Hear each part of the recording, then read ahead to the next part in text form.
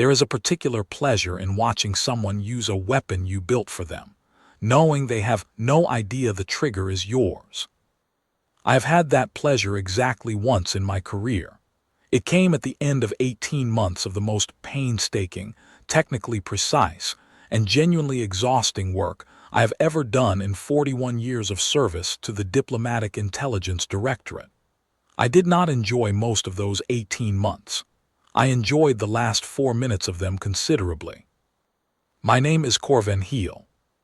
I spent most of my working life as a junior officer, then a senior analyst, then a field controller, and then, in the final decade before my retirement, as what my file politely calls a strategic assessments coordinator, which means I was the person who sat in rooms where the real conversations happened and made sure the outcome of those conversations was the one we had planned for. I was not the most famous intelligence officer of my generation. I was not particularly famous at all. The people who know what I did know it well, and that has always been enough for me. I want to tell you about the quorum of the assembled leagues. I want to tell you about a man named Secretary Prime Dreveth Ool, who was, in my assessment, one of the 3 most politically gifted minds I encountered in my career among the galactic polities, and who was also, through no fault of his own, simply through the nature of the game, wrong about almost everything that mattered during the 18 months I am describing. I want to tell you how we built the thing he thought he was using against us, and how we watched him use it, and what happened in the chamber of the assembly when he did. But to tell that story properly, I need to tell you first about the nature of the Star League Assembly and the particular way it conducted what it called intelligence operations, because without understanding that, the rest of it will not make the kind of sense it deserves to make. The Star League Assembly was, formally, a defensive military coalition. 11 member species, 43 inhabited systems, a combined fleet that was, by any objective measure, among the 5 most capable force projection instruments in the mapped galaxy at the time of the events I am describing. Its quorum of assembled sectaries was supposed to be a deliberative body for military coordination and collective defense. In practice, by the time humanity arrived as a prospective treaty partner, it had evolved into something considerably more complicated than that. A geopolitical instrument for managing which species did and did not have access to certain critical shipping corridors, certain strategic mineral deposits, and certain weapons development licensing agreements. The Assembly did not declare this openly. It did not need to. The structure was apparent to anyone who read the treaty archive carefully, and we had read it very carefully indeed. Dreveth Ool had been Secretary Prime of the Assembly for 11 years, when the first official contact was made with the Earth diplomatic mission. He was of Vrethali, a species that ran to long pale limbs, deep-set compound eyes that shifted color with ambient light, and, I was told, with emotional state, and a voice that operated at a register slightly below comfortable human hearing, so that in person there was always the faint subterranean vibration of something powerful being said just beneath the threshold of comprehension. He was, by the standards of the assembly chamber, considered moderate and reasonable. By the standards of what the assembly had done to 6 prior prospective treaty partners over the preceding 30 years, moderate and reasonable meant he preferred to accomplish his objectives without formal declarations of war. What he preferred was leverage. The Assembly's first approach to Earth's diplomatic mission was polite, measured, and architecturally designed to position humanity as a supplicant species. The corridor access terms in the initial draft treaty would have committed Earth to routing a significant percentage of its commercial freight through Assembly-licensed transit points, at Assembly-set tariff rates, with the Assembly holding unilateral authority to revoke access for any reason it deemed related to collective security. The defensive commitments asked of Earth were substantially more demanding than those required of any current member species. The arbitration clauses ensured that any dispute would be heard by an Assembly majority panel operating under Assembly procedural rules. Our lead envoy, Ambassador Varne, read the draft in her private quarters at the Meridian Station, which was then serving as the neutral venue for preliminary talks. She sent me a 3-word message when she was finished. The message was, "Well, here we are." I had known Sela for 22 years at that point. She was the best diplomat I had ever worked alongside, and her capacity to read a room, any room, populated by any combination of species, was unlike anything I have encountered before or since. She had a particular stillness in high-pressure situations that the alien delegations consistently misread as either compliance or intellectual limitation. Neither interpretation was correct. The stillness was the stillness of someone who had already run the problem 3 steps further than the person in front of them, and was now simply waiting. My job in the structure of the Earth diplomatic mission was officially described as strategic liaison and security coordination. My actual job was to make sure that when Sela walked into that chamber, she knew exactly what every other delegation knew, what they thought they knew, and what they were in the process of deciding before they decided it. I had a team of 4 people with me at Meridian Station. 3 of them were very good. 1 of them was exceptional. The exceptional one's name was Merk. I am not going to give you his full name. Merk had a face that was, in his own words, comprehensively forgettable, and a manner in social situations that inspired in almost everyone who met him a powerful desire to look somewhere else. He was not impolite. He was not unpleasant. He was simply not interesting in any way that the eye wanted to linger on, and he had spent 20 years developing and weaponizing this quality. He spoke 6 galactic trade languages at native fluency, including one that the Assembly's administrative staff used among themselves when they did not want things recorded in the official interpretation layer. He was also, and I say this with genuine professional admiration, the best fabricator of documentary evidence I have ever supervised. That skill was not going to be immediately necessary, but it was going to become necessary. The thing about intelligence operations run by the Star League Assembly was that they were technically proficient and strategically shallow. The Assembly had very good surveillance infrastructure. It had reliable communication intercept capabilities. It had, in the decades before human contact, developed a sophisticated network of recruited informants among prospective treaty partners, and it had used those informants effectively. What it had not developed, what it had never needed to develop, given the relative power disparities it had operated within, was any significant capacity for counterintelligence. It did not, on a deep institutional level, believe that the smaller species at its table were capable of running operations against it. It did not believe this because it had never been wrong about it. I noted this in my initial assessment of the Assembly's intelligence posture, which I wrote in my first week at Meridian Station and filed through the encrypted channel to the Directorate. The specific language I used was, "The Assembly demonstrates no evidence of systemic counterintelligence culture. It collects aggressively and analyses competently, but it does not appear to have institutionalized the habit of asking what would happen if its sources were managed." I recommended, in that same assessment, that the mission plan for the possibility that the Assembly would attempt to recruit assets within the Earth delegation, and that we develop contingency protocols in advance of any such approach. The Directorate approved the contingency protocols 11 days later, which was faster than I expected, and authorized a modest expansion of my operational budget, which told me that others at the Directorate level had reached similar conclusions about the Assembly's likely behavior from their own sources. I spent those first weeks at the station constructing what I privately called the architecture. Before any recruitment approach came, I needed to know which members of our mission were plausible targets, what their vulnerability profiles looked like from an external observer's perspective, what our communication infrastructure looked like from outside, and where the natural seams were in our institutional structure that a sophisticated observer might try to exploit.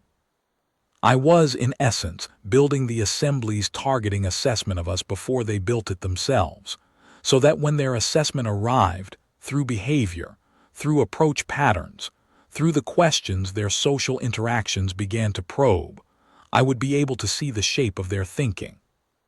This was slow work. It required me to spend time in the common areas of the station, in the shared dining facilities, at the recreation levels, at the formal social receptions that were part of the early diplomatic calendar. I am not a natural social presence. I have been described, by colleagues I trust to be honest, as a person who can project warmth in the specific way that a building can hold heat, adequately, reliably, without any of the spontaneity that makes warmth feel genuine. This is a mild liability in most intelligence work, and a significant liability in the kind of assessment I was doing, which required me to watch social dynamics without being perceived as someone who was watching them. I managed this primarily by making myself useful to the people around me in small, unremarkable ways, carrying things, holding doors, answering questions about logistics, which established me in the ambient social perception of both the human mission and the assembly staff as a functionary of middling importance, observant enough to be helpful, not interesting enough to be scrutinized. Merck was considerably better at this than I was, and I delegated to him the elements of the social assessment that required a more fluid presence. He had a specific talent for the informal conversation that drifted, by no visible steering, toward information, not intelligence collection in any formal sense, simply the casual information exchange that happens naturally in shared social spaces, which is often more revealing than any formal channel because it is not guarded.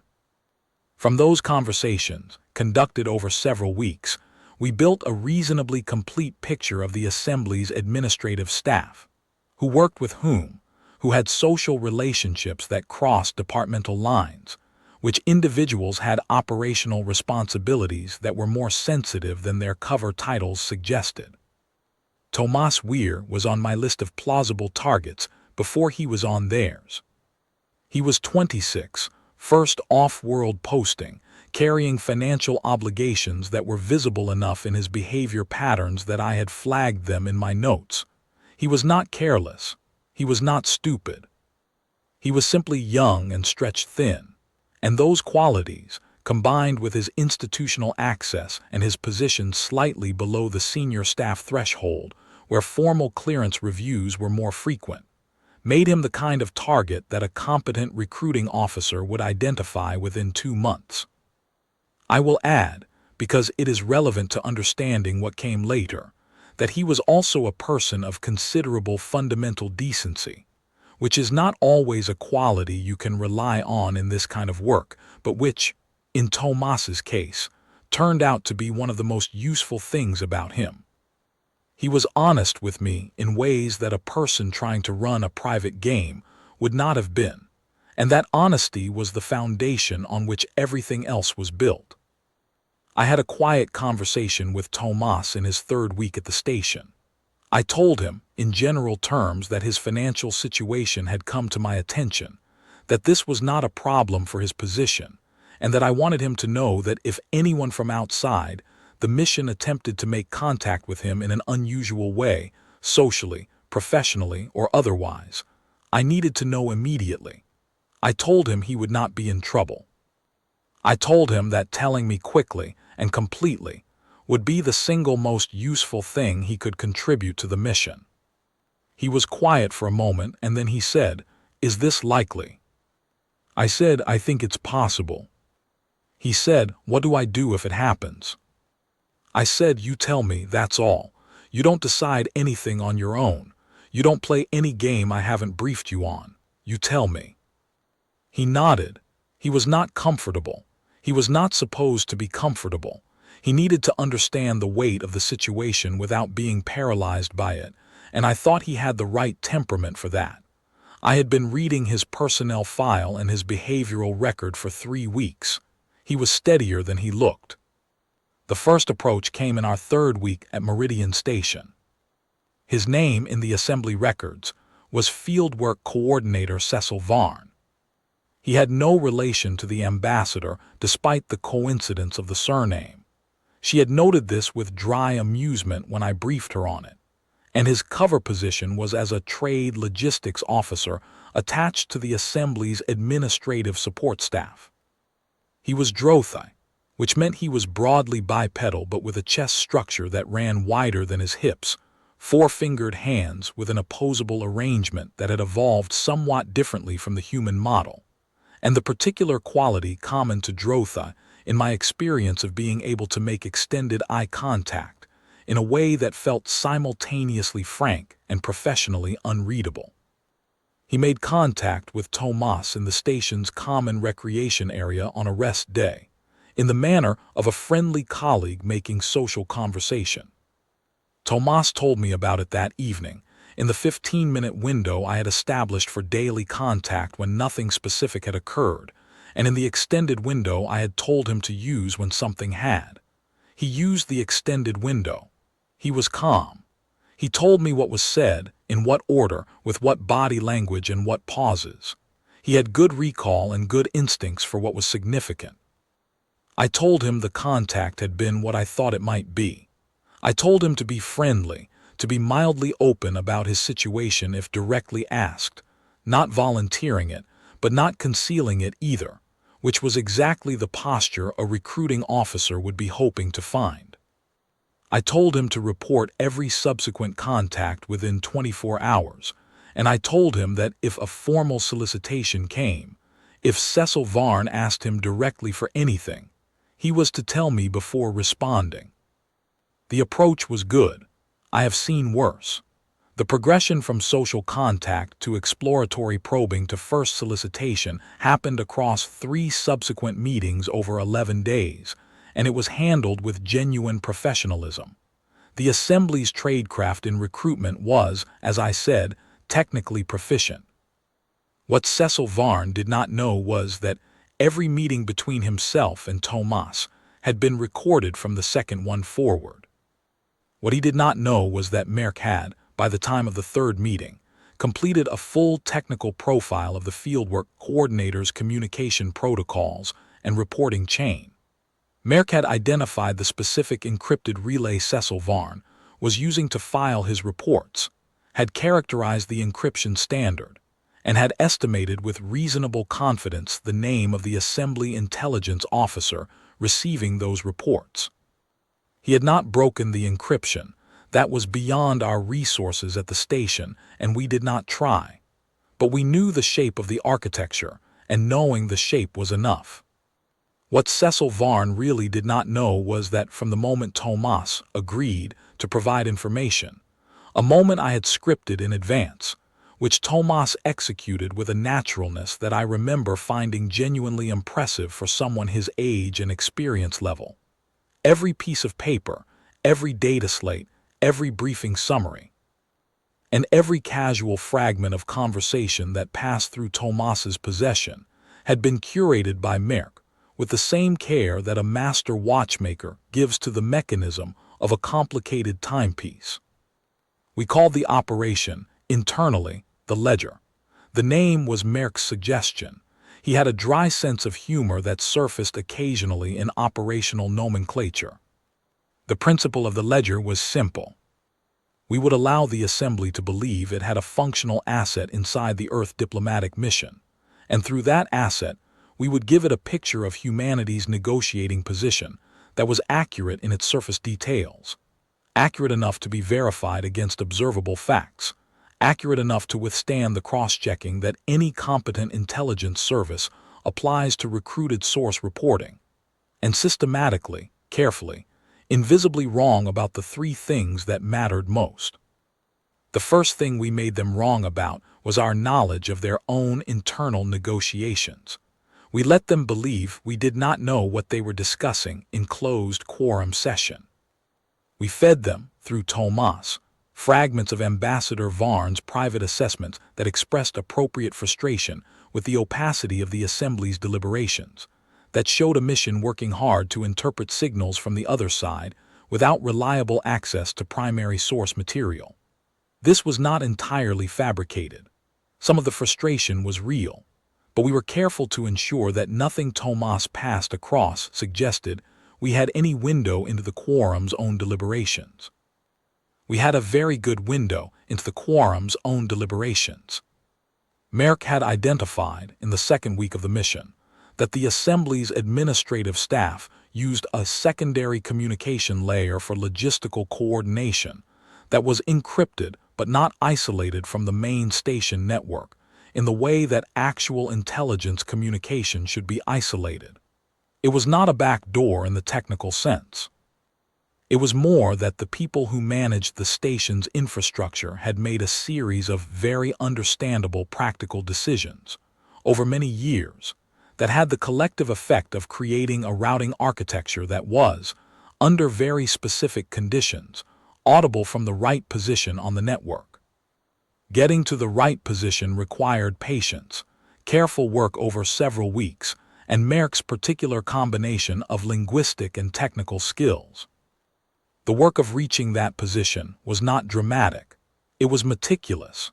Merck spent 18 days mapping the station's network architecture by making careful observations of traffic patterns, timing intervals, and the subtle variations in response latency that different routing configurations produce. He built a model of the infrastructure from the outside. He tested the model in sections, probing with packets small enough to be lost in normal traffic noise, adjusting the model when his predictions proved wrong, retesting until the model was accurate enough to navigate. He came to me at the end of those 18 days with the model and a proposed approach to the specific routing node that would give us access to the administrative layer. He explained the approach in terms I could follow. I asked him what the risk of detection was. He said it was low but not negligible, and he explained the specific circumstances under which it might be detected and what he proposed to do in each case. I approved the approach. Once we were inside that administrative layer, we stayed very quiet and listened very carefully. We did not take anything. We did not alter anything. We read, and we transcribed what we read into a separate secure system that existed only on hardware Merck controlled personally, and every session in which we accessed the layer was logged with timestamps and a record of what was reviewed so that I could audit our own activity. What we heard over the course of approximately 5 months was the internal debate within the Quorum about how aggressively to pursue the leverage strategy against the Earth mission. The sessions were not all dramatic. Many of them were administrative, scheduling, procedural, personnel. But threaded through the administrative record was the strategic debate, and the strategic debate was valuable in ways that were difficult to overstate. We heard Dreveth Ul argue. In a session I found genuinely fascinating to read the transcript of, that the asset in the human delegation represented a strategic opportunity not merely for intelligence collection, but for active influence, that with careful management, they could use Tomas not only to read the human position, but to shape it, to introduce doubts, to widen whatever fractures existed within the mission staff. We heard the counterargument from the Assembly's military bloc, which wanted to move more quickly toward a formal treaty structure, any treaty structure, because they were watching developments in 2 other sectors and wanted humanity committed to a defensive alignment before certain other parties reached out to them. We heard the scheduling debates, the procedural disagreements, and most valuably, the specific terms that the Quorum considered non-negotiable versus the terms it considered opening positions. I wrote a report on the non-negotiable terms and gave it to Ambassador Varne in a secure facility that we had swept 3 times that morning. She read it, made several notes in the margin in a handwriting that no one but me could read, and said, "So the corridor access clause is the one they'll trade away." "It's the one they're prepared to trade away in the 3rd session," I said. "They want to appear to concede it under pressure.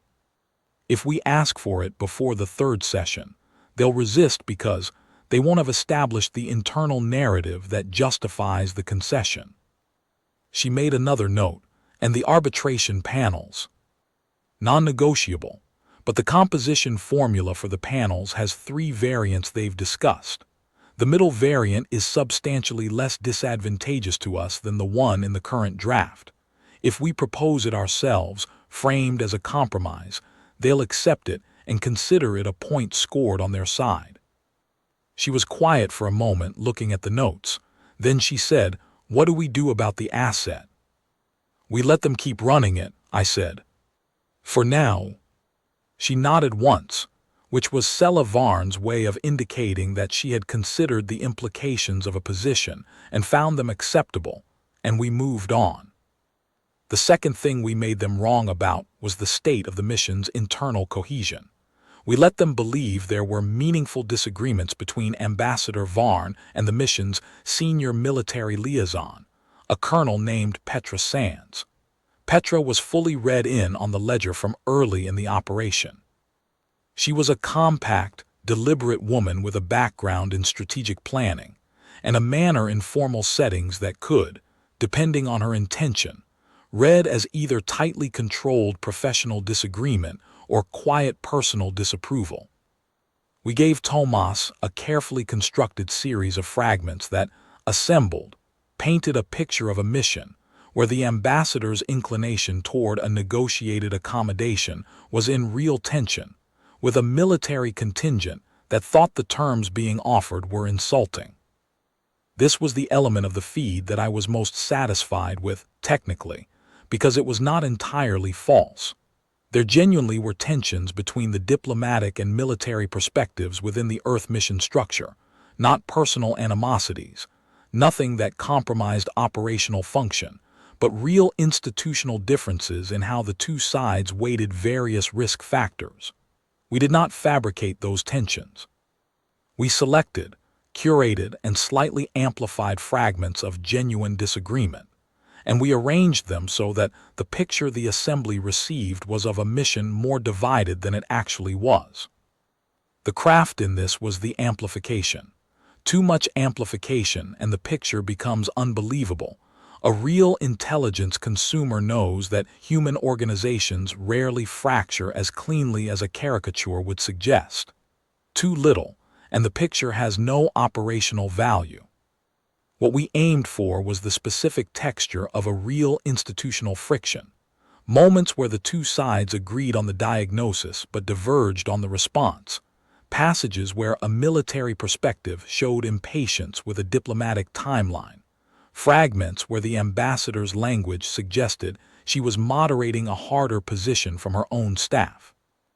These things were real, lifted from genuine meeting records, presented in an order and framing that told a particular story without distorting any individual fact. Merck called this portrait work. He said the skill was in the selection and sequence, not the invention. A portrait that lies is unstable because the lies have to be maintained. A portrait that tells the truth about every brushstroke while being wrong about the subject's expression, that holds. The strategic value of this portrait was that it encouraged the assembly to believe that if it increased pressure, if it made the terms worse rather than better in the formal sessions, this would deepen the internal fracture rather than harden human resolve. This was exactly backwards. Every intelligence officer knows, or should know, that external pressure typically unifies a negotiating position rather than fragmenting it. The assembly knew this in principle. What the ledger did was give them enough granular detail about specific internal tensions that they began to weight that detail more heavily than their general principle. This is a consistent analytical error under conditions of information richness. The specific displaces the general, the concrete detail overrides the applicable theory. It is not unique to the assembly. I have seen it in human analytical shops. The third thing we made them wrong about was the most important and the most dangerous to construct. We let them believe that we did not know about the existence of an assembly intelligence operation running against a second Earth target. The second target was not part of our mission. She was a trade representative named Das Kellen, stationed at a different facility, who had been approached by a different assembly field officer approximately 2 months into our Meridian Station deployment. I knew about it because we had our own collection running against assembly communication infrastructure, and Das Kellen's name had appeared in traffic in a way that flagged concern. I had passed a quiet warning through a secure channel, and Das Kellen's handler at the Trade Representation Directorate had confirmed that she was now aware and had been given similar guidance to Tomas. Cooperate on the surface, report everything, and wait. Coordinating 2 parallel managed channels at different facilities, run by different departments of the human government apparatus, required more interagency communication than I prefer in sensitive operations. The more people who know the shape of an operation, the more surfaces exist for inadvertent leakage. I was careful about what each party knew about the other. Das Kellen did not know the details of the Tomas operation. Tomas did not know about Das Kellen. What I kept at the center, the place where the full picture was visible, was a physical ledger paper, written in a notation that was partly shorthand and partly personal cipher, that tracked what each source had passed, what each source knew the other was passing, and where the corroboration lines ran. The assembly, running 2 recruited sources in 2 separate human institutional structures simultaneously, believed it had a remarkably comprehensive picture of humanity's position. What it actually had was 2 carefully maintained windows through which we had been deciding, for the better part of a year, what it was allowed to see. Dreveth Ul, I say this with genuine professional respect, was not a fool. He required his assessments to be validated against multiple sources. The fact that both sources were under our management, and that we had coordinated the feeds carefully enough that the material from one corroborated the material from the other in the ways that competent cross-checking would expect, was a significant technical achievement. I reviewed every fragment that went through both channels. Merck reviewed my reviews weekly and flagged inconsistencies. There were 7 occasions during the 18 months where I revised what was being passed through one channel because something in the other channel had created a risk of a logical inconsistency that a careful analyst would catch. The 7th revision, in month 15, was the most delicate. A piece of information about Earth's fleet deployment posture had been passed through the Das Kellen channel at the Trade Representation Directorate's direction. They had approved it as low sensitivity, which was technically accurate but which created a corroboration problem when I mapped it against what Tomas had passed 2 weeks earlier. The 2 fragments, read side by a competent analyst, told a story about human strategic readiness that was slightly more coherent than genuine intelligence about a real situation usually is. Real situations are messier. Real intelligence has gaps and contradictions. Our feeds had been very clean, which I had begun to worry about. The 7th revision introduced a deliberate small inconsistency, a fragment through Tomas that, when set against the fleet deployment material from the Das Kellen channel, suggested a minor gap in the mission's awareness of its own government's positions. This kind of gap is entirely normal. It made the overall picture messier in a productive way, and Merck confirmed, after reviewing the next round of assembly internal traffic, that the inconsistency had been noted and assessed as corroborating the portrait of an Earth mission that was not fully in sync with its government's military planning. Good counterintelligence is not primarily about deception. It is about consistency maintenance over time, with occasional controlled imperfection introduced to sustain believability. By month 14, we had given the assembly enough material through both channels that it had constructed a model of Earth's negotiating position, Earth's internal disagreements, and Earth's intelligence limitations that was detailed, internally coherent, and wrong about the 3 things that mattered. By month 16, Merck told me he thought they were approaching a decision point. He was right. The internal Quorum traffic in that period showed increasing pressure from the military bloc, which was watching the external situation in those other sectors deteriorate and wanted a concluded treaty. Dreveth Ul's faction was arguing for a harder push. Use the asset intelligence to drive an ultimatum session. Present humanity with evidence of its own delegation's compromised position. Use the exposure of the asset as a humiliation lever to force acceptance of terms that the mission would otherwise resist. The argument was that the combination of exposure and time pressure would cause the mission's internal fracture. The ambassador's faction versus Colonel Sands's faction, to widen to the point of breakdown, and that breakdown would produce a capitulation. It was, as a theory, not unreasonable given the information they had. That was the point. We had built their information to make that theory not unreasonable. I briefed Ambassador Varne and Colonel Sands jointly in the secure facility in month 17. I walked them through the projected sequence. The Assembly would request an emergency plenary session on grounds of security violations. They would present the evidence of Tomas's recruitment and operation. They would announce, simultaneously, that they had independent corroboration of the intelligence obtained, meaning the Das Kellen channel, which they would not name directly but would reference in terms that made clear they had more than one source. They would use this to argue that the Earth diplomatic mission had been operating in bad faith, that its stated positions did not represent genuine constraints, and that it had demonstrated it could not be trusted as a treaty partner without structural guarantees. The structural guarantees being, of course, the most onerous of the remaining contested terms. "They're going to try to embarrass us into submission," Colonel Sands said. She said it with a flatness that was not anger so much as professional assessment. "Yes," I said, "in front of the full Assembly quorum in recorded session, which they expect to break the mission's internal cohesion." "Yes, because they think Petra and I are already half broken," said Ambassador Varne. "Because they've been told you are," I said. "Accurately reported from the source's perspective. The source genuinely believes there's a serious tension. We didn't manufacture that belief. We just made sure the fragments that supported it were the ones that reached the channel." Sella was quiet for a moment. "What happens when they expose Tomas?"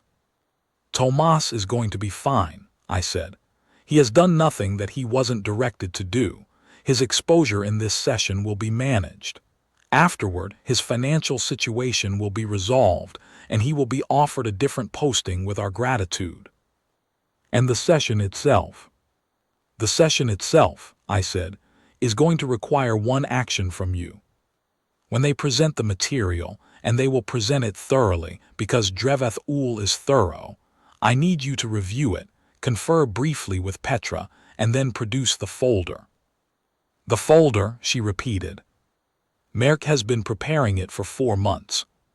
It contains documentation of every communication between Cecil Varne and Tomas, complete technical metadata, the assembly routing architecture that allowed us to monitor the handling chain, a summary of the information we provided through both channels with notations on each item's accuracy or fabrication status, and transcripts of selected quorum sessions in which the intelligence from both channels was cited in deliberation.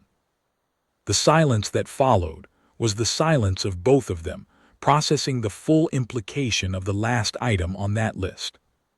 Colonel Sands said slowly, "Quorum session transcripts." "Selected ones," I said. "How long have you had those?" 14 months. She looked at Ambassador Varne.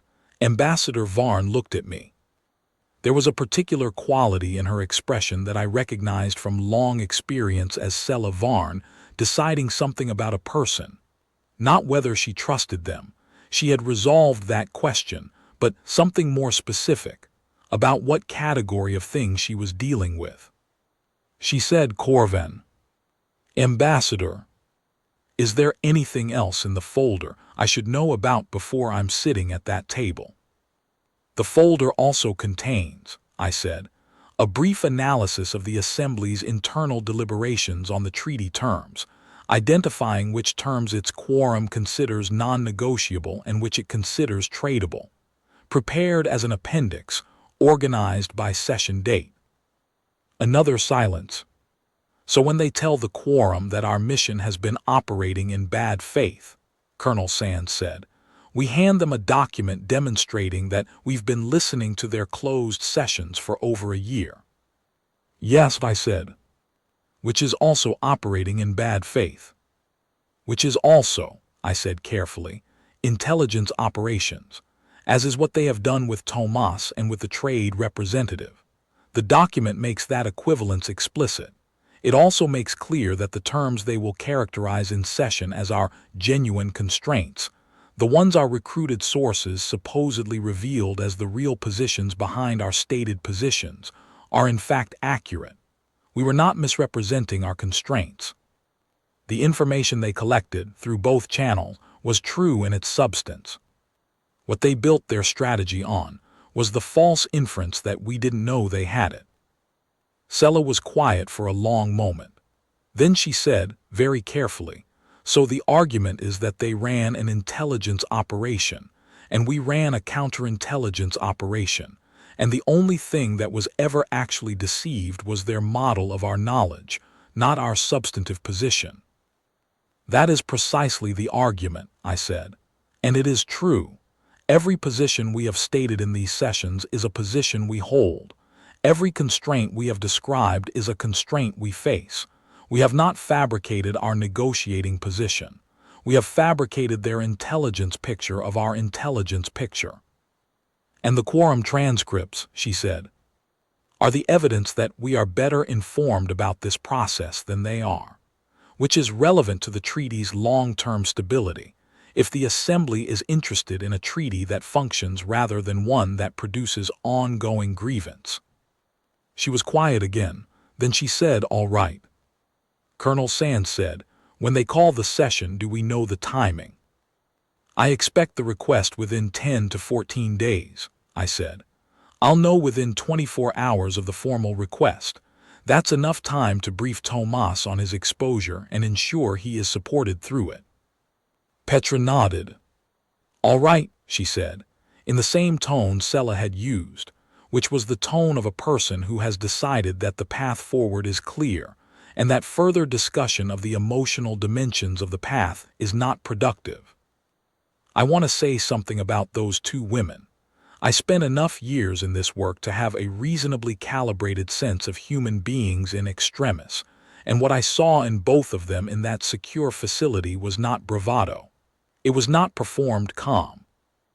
It was the genuine quiet of people who had been working, for a very long time, in conditions where the stakes were very high and the margin for error was small, and who had, somewhere in that experience, made peace with the fact that their job was to be the steadiest thing in the room. Sella Varne was afraid, I am certain of it, about what the exposure session would look like and whether the folder would be sufficient. Petra Sands was, I suspect, running through the military implications in a part of her mind she kept separate from her expression. Neither of them showed any of it, and neither of them asked me to reassure them. They absorbed the brief, they made their decisions, and they moved. That is not nothing, that is in fact the thing. The formal request for an emergency plenary session arrived 11 days later. It cited a security violation of the First Order, which under Assembly procedural rules entitled the calling party to a full chamber session within 48 hours. The session was announced for 2 days hence, with all senior delegation personnel required to attend. I spent those 48 hours reviewing the folder one final time.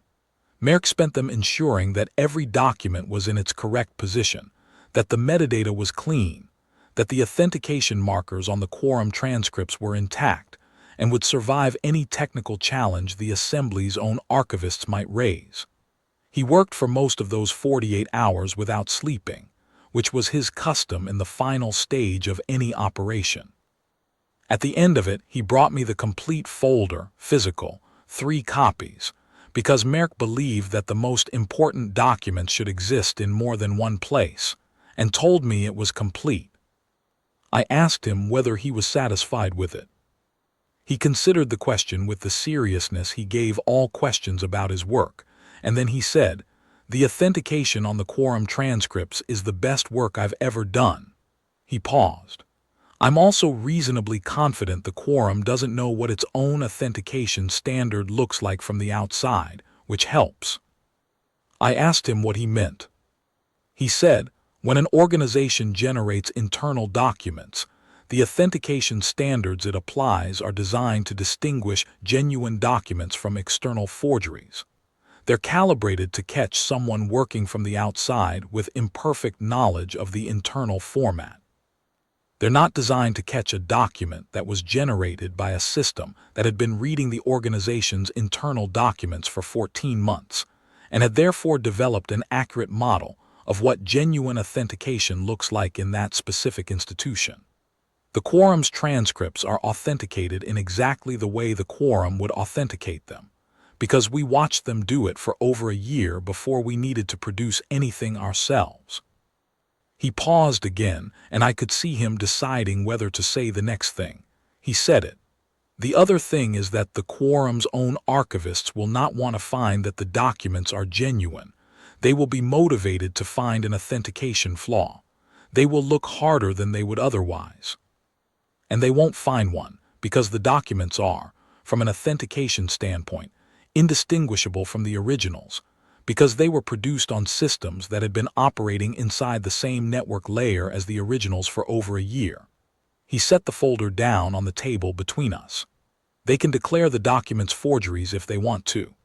They would have to explain in the same breath what forgery process produced documents that match their own internal standards exactly. That explanation will not be comfortable to give in a formal session with observers present. I looked at the folder. It was a standard document binding, unremarkable in every physical dimension. The weight of it seemed, in that moment, disproportionate to its size. I thanked him and sent him to sleep. The session was held in the main chamber of the Meridian Assembly Hall, which was a large, tiered space designed for the display of institutional authority. The seating arrangement placed the full Quorum, 11 senior secretaries plus their advisors, in an elevated arc at the chamber's center, with the various delegations arranged in lower seating on either side. It was not a subtle architectural statement. The assembly had built its chambers to communicate, at the level of physical space, that the assembly was higher, and that those seeking its consideration were lower. Sella walked in wearing the dark diplomatic coat that was the formal attire of an Earth ambassador in senior session. Petra was beside her in full military dress. I was 2 paces behind, carrying nothing. Tomas was not in the chamber. He had been quietly escorted to separate quarters and briefed, and he was, to his considerable credit, handling the day with more composure than most people twice his age would have managed. The folder was in the interior pocket of my coat. Dreveth Ul opened the session without preamble, which was unusual and indicated the degree of formality he intended. He stated that the Quorum had convened in emergency plenary to address a matter of treaty process integrity. That evidence had been obtained of systematic intelligence operations conducted against the Assembly by the Earth diplomatic mission, and that this evidence necessitated a reconsideration of the current negotiation framework before any further sessions could proceed. He then presented the evidence. I will say this, it was a thorough presentation. The Assembly's intelligence apparatus had documented every meeting between Cecil Varne and Tomas with care. The material included communication records, meeting logs, the full inventory of what Tomas had passed, which was, from the Assembly's perspective, a detailed and valuable picture of the Earth mission's internal workings and negotiating position. The case was presented without drama and without visible satisfaction, which was Dreveth Ul's style. He stated facts. He drew conclusions from facts. He recommended that the Quorum authorize a suspension of negotiations pending review of all prior sessions, for instances where the Earth mission had used intelligence advantages to distort the good faith basis of the talks. The recommendation was designed to be humiliating. It implied that every position Sella had stated, every concession she had resisted, every term she had accepted, was potentially tainted by improperly obtained intelligence. It implied that the Earth mission had been dishonest in the fundamental sense of knowing more than it was supposed to know. It put the entire prior course of negotiation in question, and by doing so, gave the Assembly grounds to demand a reset to the most favorable possible starting terms. When Dreveth Ul concluded, the chamber was quiet. The other delegations present, mostly observers from member species, were very still, in the way that galleries are still when something consequential is happening. Secretary Prime Ul looked at Ambassador Varne. His compound eyes had shifted to a deep amber, which I had learned, over the months at Meridian, indicated something between anticipation and certainty. Sella looked at me. I took the folder from my coat pocket and placed it on the table in front of her. She did not open it immediately. She conferred briefly with Colonel Sands in a tone too low to carry. Petra said something that I could not hear. Sella nodded once, which was the nod I recognized, the nod that meant she had considered the implications and found them acceptable. Then she slid the folder across the table to the Quorum's central panel. She didn't say anything while she did it. She didn't offer an explanation or a framing or a preface. She slid the folder across the table as if she were returning something that had been left on the wrong side. Then she sat back and waited. There was a pause while the Quorum's administrative staff moved the folder to the primary secretary's position. One of the administrative aides opened it. I watched Dreveth Ul's compound eyes while the aide began to read the contents. The amber held for about 12 seconds. Then it shifted. The shift was gradual enough that it might not have been visible to someone who hadn't spent many months watching those eyes for information. I had spent many months watching those eyes. The amber moved toward something cooler, a deep gray-green that I had never seen in those eyes before. I had seen it in other Vrethali faces, in the mission's social interactions at the station.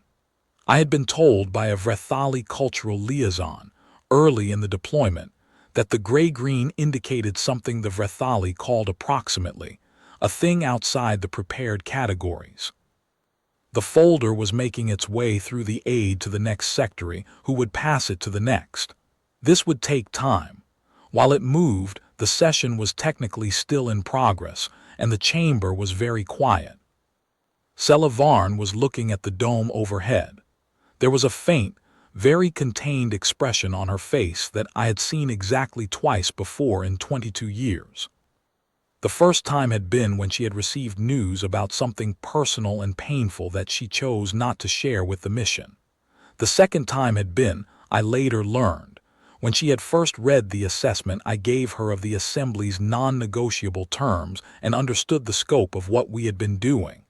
The expression was not triumph. It was not satisfaction. It was the expression of someone who has been carrying a very heavy weight for a very long time and has just, for a moment, been allowed to set it down. I realized, sitting in that chamber, that I had been waiting for 4 minutes. The session had not formally resumed. No one had spoken. The aide was now standing very still next to the third secretary, holding the folder, and the third secretary was looking at the folder rather than at the aide. Dreveth Ul said something to the aide in a tone I could not hear across the chamber. The aide replied. Dreveth Ul's eyes remained gray-green.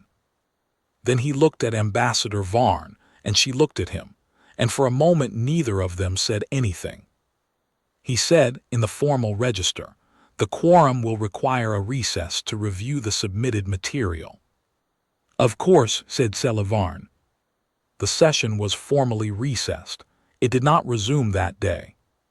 It resumed 3 days later, with different people in the room, and the structure of the conversations that followed was different from everything that had preceded them, in the way that the structure of any conversation changes when both parties understand that one side knows what the other side knows. The treaty that was eventually concluded was not the treaty the Assembly had wanted. The corridor access clause was substantially revised in our favor. The arbitration panel composition used the middle variant, the one the quorum had discussed in the sessions we had been monitoring, with modifications that improved it further. The defensive commitment asymmetry was eliminated. Several provisions that were, in the original draft, structurally designed to perpetuate Earth's dependent relationship with the Assembly's licensing infrastructure were removed entirely. The sessions after the recess were different in quality from the sessions before. Before, there had been the particular texture of a negotiation where one side believes it holds an undisclosed advantage, a faint watchfulness, a deliberate pacing, a pattern of small concessions offered at calibrated intervals to create the impression of progress while the real leverage was reserved for the decisive moment. After the recess, that texture was gone. What replaced it was a more straightforward professional engagement, two parties assessing what each genuinely needed and what each could offer, without the overlay of a concealed game. I have been asked whether I found the post-recess sessions easier or harder. The honest answer is that I found them more straightforward, which is not quite the same thing as easier. Straightforward negotiations are their own discipline. They require a different kind of preparation and a different kind of presence. Sella was extraordinary in them.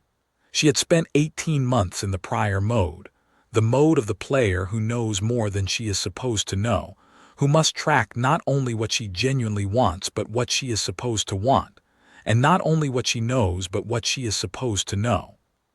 Moving into the post-recess mode, she shed the tracking burden and operated with a clarity that I think even the Assembly's remaining secretaries found unexpectedly direct. She asked for what she needed. She explained her reasoning when it served the negotiation to do so and declined to explain it when it did not. She was neither warm nor cold. She was precise, and the precision was, in that context, its own kind of authority. Petra contributed in the post-recess sessions in a way that the pre-recess sessions had not permitted. The pre-recess sessions had required her to maintain the portrait, the slightly impatient military perspective, the institutional friction with the ambassador's approach, even when that portrait was constraining. After the recess, the portrait no longer served a purpose, and she was free to be simply herself, which was a person of considerable analytical capability and strategic patience. The Assembly's military bloc, I noted in the session reports, found Petra's contributions unexpectedly persuasive in the discussions of the defensive commitment terms. I suspect this was partly because she was not arguing against the value of the alliance's collective defense structure. She was arguing for a commitment structure calibrated to what Earth could actually sustain, with the implicit message that a commitment Earth could sustain was worth considerably more, in practical terms, than a commitment structured to look impressive in Assembly records while producing chronic underdelivery in practice. This was an argument the military bloc was capable of receiving, because it was an argument made in terms the military bloc's own planning experience would recognize as valid. No one in the quorum formally acknowledged that the revision was driven by the contents of the folder. The public record describes the final treaty as the product of further extensive negotiation following a procedural recess. The procedural recess is attributed to a mutual security review, which is technically accurate. Dreveth Ul retired from the secretary prime position approximately 18 months after the treaty was concluded. I was told by a colleague with good contacts in Assembly circles that his internal standing had not recovered from the session. Whether this is true and to what degree, I cannot confirm. I have no particular animus toward him. He was doing his job as he understood it, and he did it well within the limits of what he was permitted to see. The mistake he made was not a failure of intelligence or political judgment. The mistake was assuming that the thing he had built over years gave him a picture of the world rather than a picture of the world as someone else had arranged it for him. This is not an unusual mistake. It is, in various forms, the mistake that ends more careers and more campaigns and more negotiations than almost any other. The intelligence apparatus you trust is only as good as your confidence that no one better than you has been running it from the other side. I have spent some of my retirement working on an account of the ledger operation for the Directorate's internal archive. I have been told it may eventually be declassified, though the timelines for these things are unpredictable. I have been told also that it is used in the current intelligence officer training program as a case study in what the curriculum calls sustained counterintelligence integration over an extended operational period, which is accurate as a description, but somewhat undersells what it felt like to maintain, for 18 months, 2 parallel feeding operations against a target with genuinely good collection capability, while simultaneously conducting primary diplomatic support work on a treaty negotiation with significant long-term consequences. What it felt like was like keeping 2 watches wound to slightly different times and never letting either one drift by more than a second, for a year and a half, while someone competent was listening for the drift. Merck would tell you it felt like craft. Merck would tell you that the pleasure is in the consistency, in the point at which the fabrication is so well integrated with the reality that even the fabricator sometimes has to check the ledger to be certain which is which. This is correct, but I think it undersells the weight of the stakes. When I read the Quorum transcripts in those final weeks and understood what was going to happen in that session, I did not feel clever. I felt the cold solidity of having done the work correctly. Every check, every validation, every late revision, every night reviewing documents in notation that only I could read. And I felt, also, something I do not have a precise word for, which was the sense of a long, careful mechanism reaching the end of its travel. The folder was the end of its travel, Sella sliding it across the table, saying nothing, waiting. That is how this work ends when it is done well, not with a speech, not with an explanation, with a document placed on a table and then silence, and then the other party reading what you have known all along. The weight of that silence was the weight of 18 months. It was enough.